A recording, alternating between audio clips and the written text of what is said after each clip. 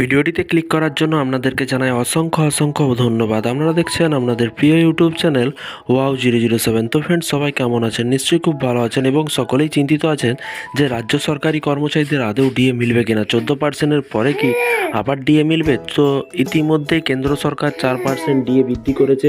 তো রাজ্য সরকারি কর্মচারীদের আর কোনো ডিএ বৃদ্ধি করবে নাকি, এই ভিডিওটিতে সম্পূর্ণ ডিটেলসে দেওয়া আছে। তাই অবশ্যই চ্যানেলটিকে সাবস্ক্রাইব করে রাখুন, পুরো ভিডিওটি দেখুন, তবে কিন্তু আপনারা বুঝতে পারবেন। দেখতেই পাচ্ছেন এখানে কিন্তু বলা হয়েছে ডিএ বাড়ালেন মোদি। তো ফ্রেন্ডস, মোদি সরকার তো সে তার নিয়ম অনুযায়ী কিন্তু ডিএ বাড়াচ্ছে, আর রাজ্য সরকারি কর্মচারীদের ডিএ কি মিলবে? তো চলুন পুরো ভিডিওটি দেখে নিন, তাহলে কিন্তু বুঝতে পারবেন। এখানে বলা হয়েছে চাপ বাড়লো মমতার কেন চাপ বাড়লো মোদি সরকার ডিএ বাড়ালে? কারণ একটাই জিনিস, কেন্দ্রীয় হারে ডিএর দাবিতে আন্দোলন করছে সংগ্রামী যৌথ মঞ্চ, সকলে কিন্তু জানেন। এখানে বলা হয়েছে লোকসভা নির্বাচনের আগে কেন্দ্রীয় সরকারি কর্মচারীদের জন্য বড় উপহার মোদি সরকারের। বৃহস্পতিবার কেন্দ্রীয় মন্ত্রিসভায় ডিএ অর্থাৎ মহার্ঘ ভাতা 4% বাড়ালো। ফলে কিন্তু এখন থেকে মূল বেতনের 50% মহার্ঘ ভাতা হিসেবে কিন্তু পাবেন।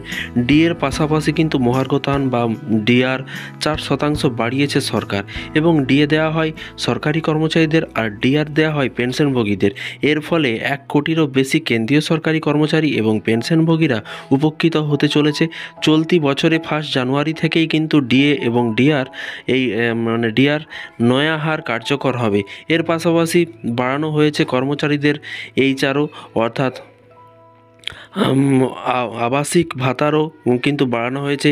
এই দিন কেন্দ্রীয় মন্ত্রিসভায় এক বৈঠকে এই সিদ্ধান্ত নেওয়া হয়েছে। তো ফ্রেন্ডস, দেখতেই পাচ্ছেন, এবং এখানে দেশ সেবার জন্য 150 কোটি টাকা দান করলো মোদি সরকার।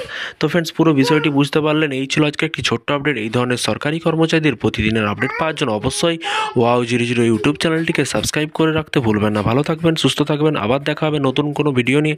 পরবর্তী ভিডিওর জন্য অবশ্যই চ্যানেলটিকে ফলো করুন, চ্যানেলটিকে সাবস্ক্রাইব করে রাখুন। Thank you.